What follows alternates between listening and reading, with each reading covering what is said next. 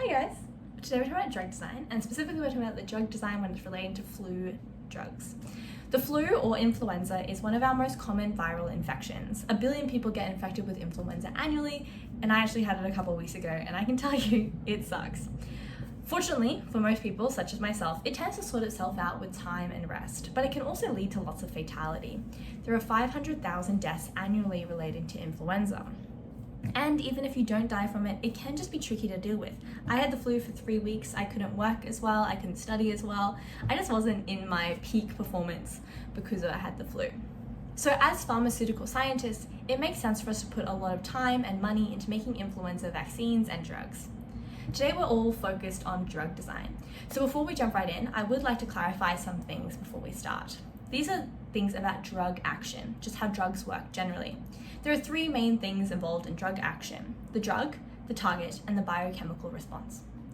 A drug target is a place on a protein, like a receptor or an ion channel. A drug target will change shape in response to the binding of a ligand. A ligand can be a drug that we create or an endogenous molecule. These are molecules that our own body creates to create biochemical responses. So things like adrenaline. Our body creates adrenaline to give us a specific biochemical response. This shape change will lead to the releasing of the biochemical response. This is actually how an agonist works. This is just one type of drug, and this is intrinsic activity, when the binding of a drug leads directly to the biochemical response. The other kind of drug we can look at is an antagonist, and these work slightly differently. Our antagonist will stop the action that already exists. So when our drug target is being activated by an endogenous molecule and we don't like the biochemical response, we can use an antagonist drug to stop that biochemical response from happening. There are 2 ways we can do this, and they depend on binding sites. We can put our antagonist into the binding site that an endogenous molecule already goes in. We call this the orthosteric site, and this is the place where the ligand will normally bind. We design these molecules so they don't change the shape of the target enough to be triggering the endogenous response, but they do stick in the orthosteric site and stop the endogenous molecule from binding there. Another way we can work is by binding to an allosteric site. This is a different point on the target that changes the shape of the protein so the orthosteric site is no longer able to be bound to. The antagonist and agonist of a specific site are probably going to look really similar and have similar structures because they both bind to the target. An antagonist will have to look slightly different though. Oftentimes we're going to create an antagonist with extra structures that prevent the binding, inducing fit that leads to a biochemical response. Because if an antagonist just leads to the biochemical response, it's kind of useless. An antagonist is probably also going to have more binding interactions than the regular ligand, since it needs a greater affinity because it's in competition with these other ligands. If we are making a drug for our flu enzyme, we're going to have to need a starting point. We need to find a drug target. This is the part of the infection that our drug is going to be binding to and changing. When we're picking a drug target, there's a few things that need to be considered. The target must be something essential to the life cycle of the virus, like something that interrupts replication or the infection of other cells. If not, we're just kind of playing around with the virus rather than actually killing it. Another problem we can buck up to, especially with things like influenza, is there's lots and lots of strains of it, and they mutate really, really fast. So we have to pick a drug target that is present in most strains of influenza and also not prone to mutation. Our drug target also needs to be selective. We can't inhibit something on the viral cell, but it's also a target present on the human cell, because this can lead to toxicity and side effects, since our drug can also bind and inhibit our cells. There is a specific enzyme on the influenza virus which is good in these senses, and it's uraminidase.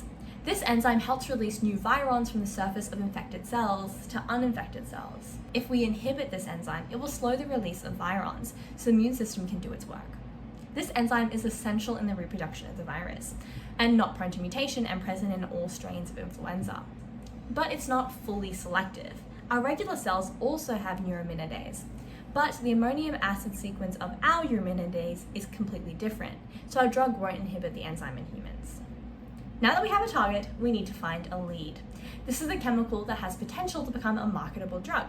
We call this process lead identification. To do this, we make new chemical entities, or NCEs. These are chemicals that are slightly different from the original ligand. By studying what happens when we change the chemistry, we can know what's important about what part is being changed. For example, if I replace an alcohol group with a methyl ester and the binding of our drug was suddenly way worse, we would know that the alcohol group is really important for binding. and we probably won't change it around too much when it comes to creating a marketable drug. If there's no effect on the binding from changing our alcohol to a methyl ester, we know it's not important and we can modify it to improve our drugs. When we are doing this, we are analysing structure-activity relationships, or SARs. This is all about the way the chemistry of the drug affects its function. To identify a lead, we screen lots and lots of compounds that have a potential to be a drug. The lead we identify in our specific case study is this one, and we call it DANA, or DANA. DANA is not yet a good drug. We need to optimize it, and this is the second step of drug design. The end goal of lead optimization is creating drug candidates for preclinical testing. We optimize for two properties, pharmacodynamics and pharmacokinetics. Today we're going to focus only on pharmacodynamics. This is the biological activity of a drug, how they influence the processes in the body. Essentially, pharmacodynamics is what the drug does to the body and how the body reacts when the drug interacts with it. In terms of lead optimization, there are two main components to pharmacodynamics: potency and selectivity. If we look at this data set, it tells us about the pharmacodynamic properties of DANA. IC50 is the half maximal inhibitory concentration. This is the concentration of a drug that is needed to inhibit half of the biological processes. This is a measure of potency.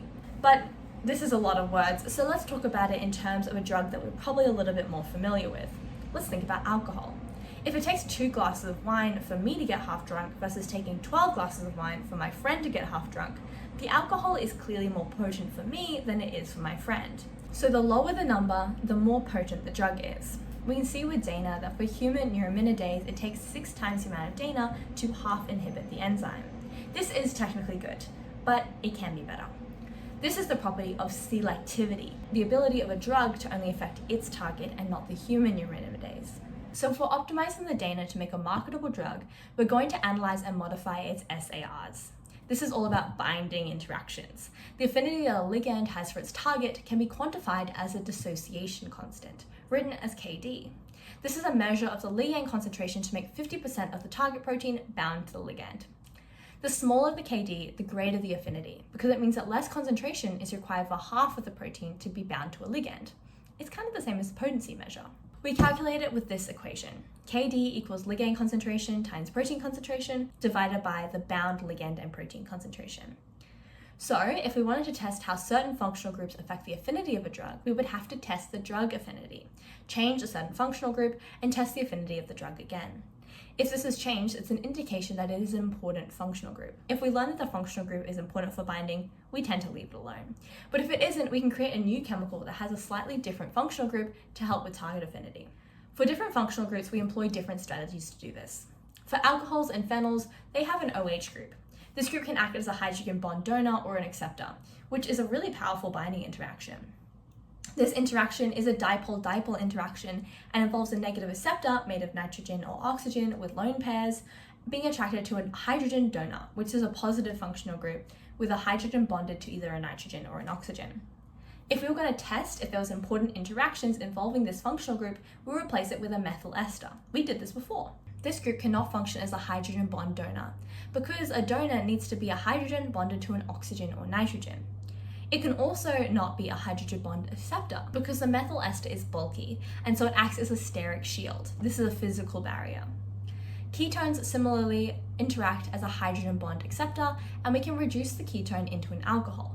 Even though, as we said just now, alcohols do also interact through hydrogen bonds, the dipole is much less significant and the geometry in 3D space has changed. So therefore the interactions will be different. Aromatic rings and alkenes are both planar hydrophobic groups. These interact with the target through the hydrophobic effect. These are interactions between 2 or more nonpolar groups.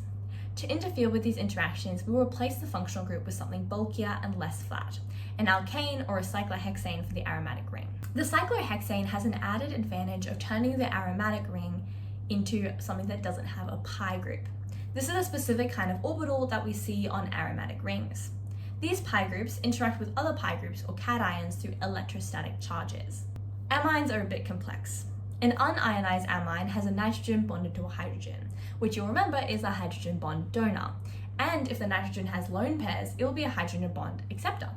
In most cases, the nitrogen will have a lone pair, unless it's involved in an aromatic system. Most of our amines are weak bases, and so at physiological pH, they also form an ammonium cation. These interact in ion-ion interactions and also those cation-pi interactions we talked about earlier. And they are also strong hydrogen donors. We can interrupt the binding of amines by making an amide analog.